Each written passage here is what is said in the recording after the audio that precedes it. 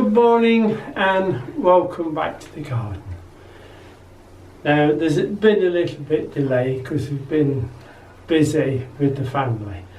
So we're coming down today, we're starting the greenhouse, pick a few tomatoes. We have taken 2 rather large cucumbers.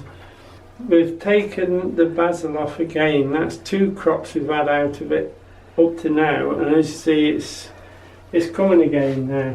I will have to feed it though to bring the 3rd crop up.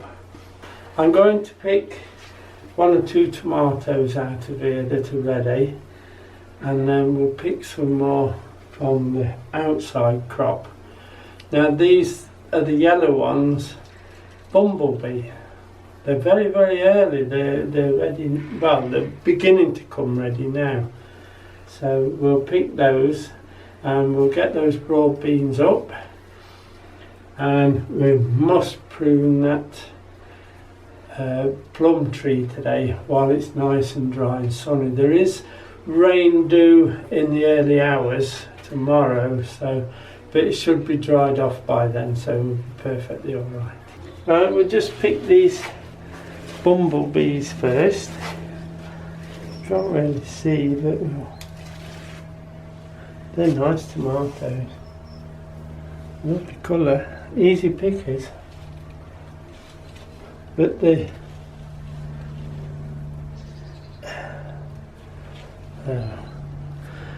I was saying they're easy pickers, but they lost the green on them, but it doesn't matter.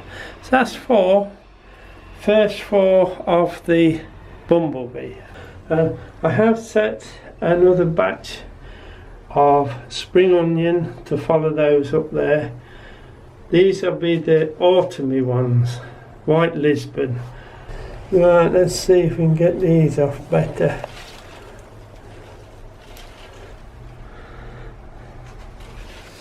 I'll have to cut these off, they're not coming off very well at all. In fact, it's actually splitting the branch.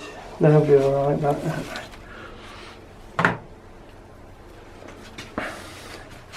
There you are. There's a little bit of green back on that one, but that'll soon ripen now we pick them. Now we'll go and pick the broad beans and then a few more tomatoes. Now I've come to the outdoor tomatoes. They're about another foot to go, so we'll get at least 2 more trusses off them at the top, and then we'll have to top them or bend them over and let them come across. Let's pick some. These are also bumblebees, same as the ones that were in the bottom greenhouse. So let's open. That's it. I'll then take those 3 off that. What I find is, I've had to have a taste obviously of the tomatoes, that the bumblebee is like the old taste of tomato. The older people will know what I mean by the older taste.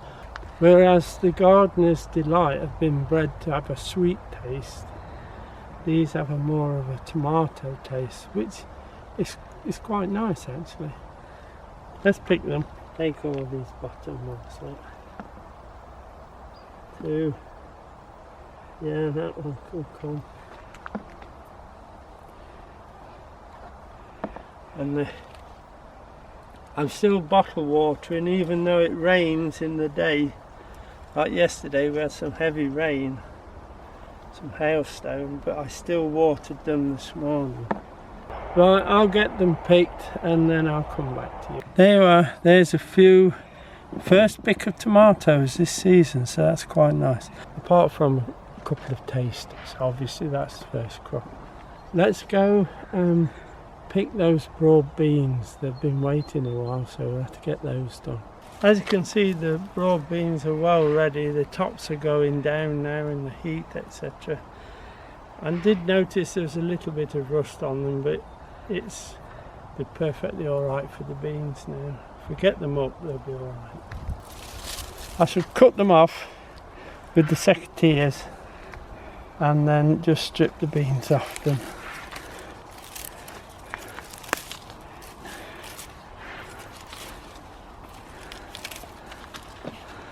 and then put the beans in there.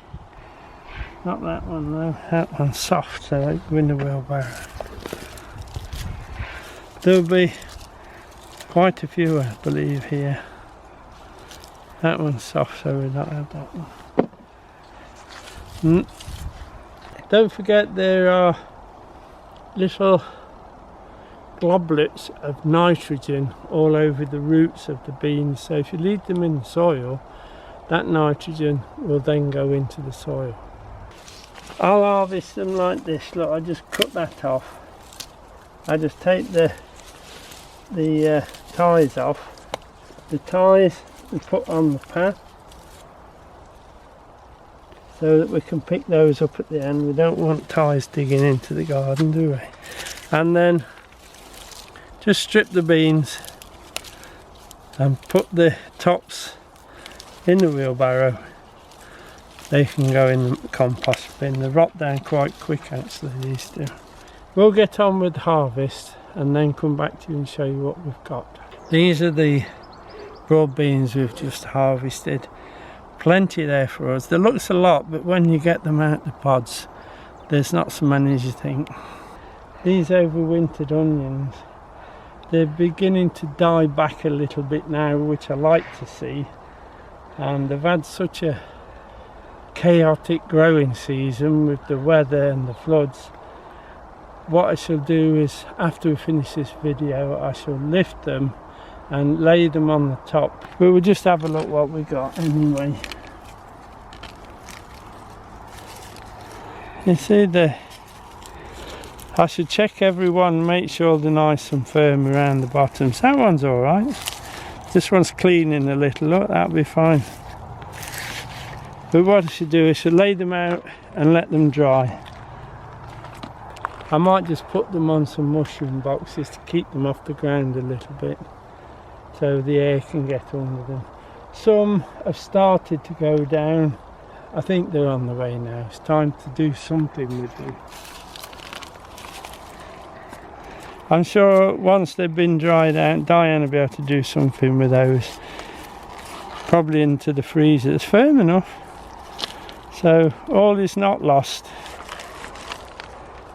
And that'll be a job to follow the recording, so I can get that done. The summer cauliflowers are getting some curds on now, so we've picked one. Let's go and see what there is, and if this, I'll have a look. Let's see them first. We're at where the summer cauliflowers are. Remember, these will only be small anyway, but the ones that are on the small side that have got curds on, obviously we've got to take those, because those curds in the next few days with this sun will just blow and turn yellow and hard and horrible. So it's best to take them even though they're small. Now I shall take this one, but this one that's nearly ready here, look, I've just bent one or two leaves over the top. This one's not started hearting yet, so that one's alright. But if you can get a leaf over the top, it just stops that sun belting down on them. This one we'll harvest anyway. I'll just cut it off.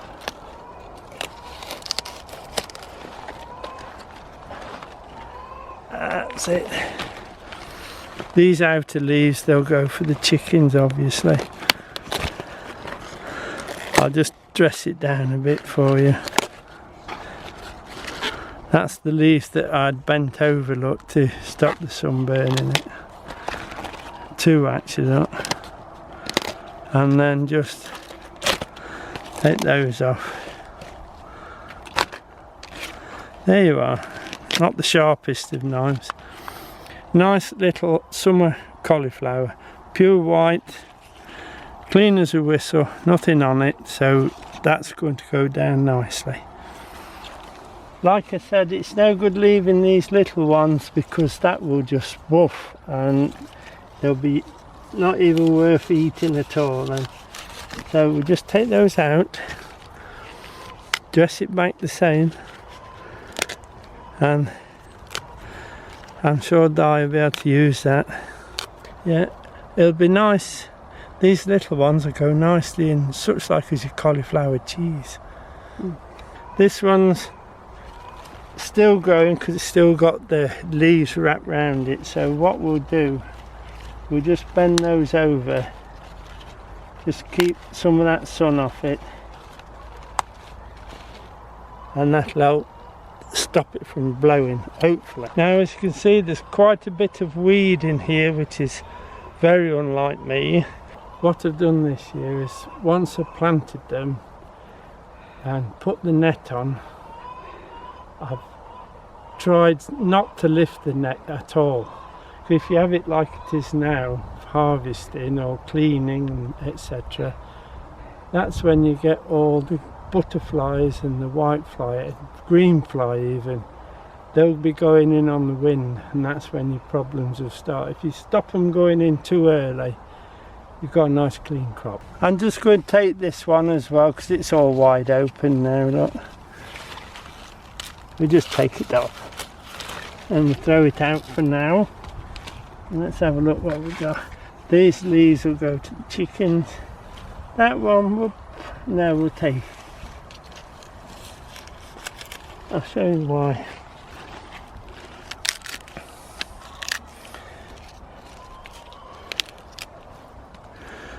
You can see, look, it's beginning to open. I've got some dirt on it then. It's beginning to open, so in the next few days that'll just come straight up. I've just cut the tops off the collies and left a bit of a stem and a few leaves. Hopefully we won't get any more cauliflowers off them, but we might just get some leaves that I can feed to the chickens. Now the cherry tree's behind me, and you can see there's no cherries on it now.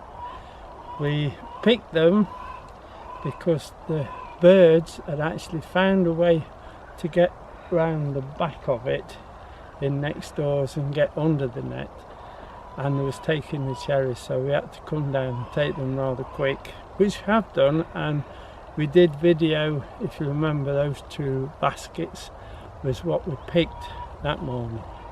I've been down the garden this morning, and the thrushes and blackbirds had got under the cherry net and the strawberry net, and so I thought I'd better get them picked, else there'll be none left by tonight. So that's what I picked on the cherries. The raspberries were ready anyway, but I'm afraid the thrushes particularly have got under the strawberry net and took nearly all of them that were ready, so I couldn't pick any strawberries today. As you know, now is the time, midsummer, on a long dry day, to trim your stone fruit. Now we were going to prune this plum tree.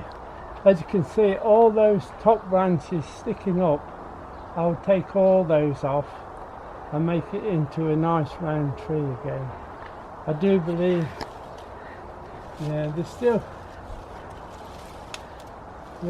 odd plums still on it. There's more on the other side than this side, but I can't do it today with you because of that big black cloud. If I cut this and that rains and the silver leaf gets into the sap of the tree, we're in trouble with the tree then.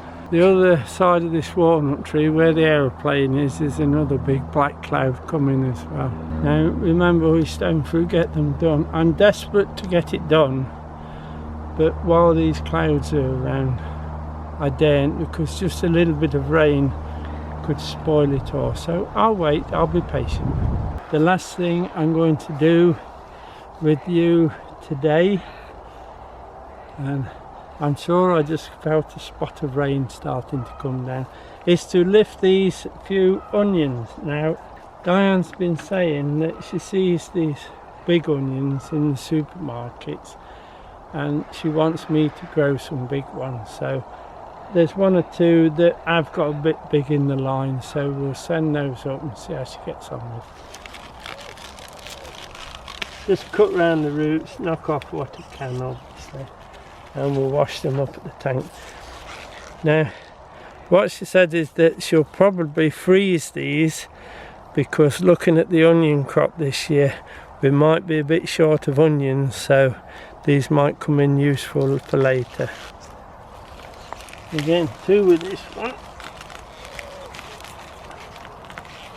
Big one and a small one. I'll just push that soil off. I'd sooner have the soil out here than up at the table. There you go.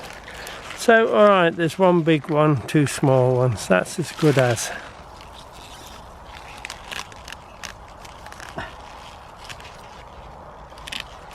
There you go.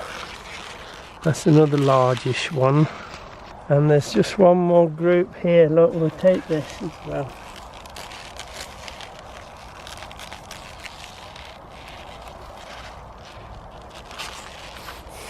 Now if you actually let them grow on a bit more, even more than this, they will make quite large onions. We need to take these up and wash them now, and then we'll show you on the table what we've harvested today.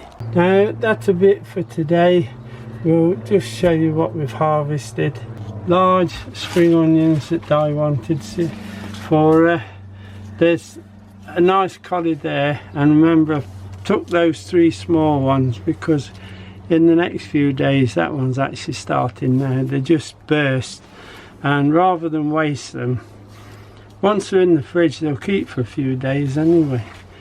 The tomatoes, we've got the Bumblebee, the yellow one, which is the first one obviously, and then some reds. I don't particularly know what variety they are, but we'll have a look for next time. Broad beans, a good standby crop, always seem to do well. We've cut them off and left the nitrogen nodules in the ground, so when that's dug over now there might be a bit extra nitrogen in it. As I said, we're getting a little bit of rain coming down now, so that'll be it for this week. Take care everyone, and we'll see you again soon. Bye now.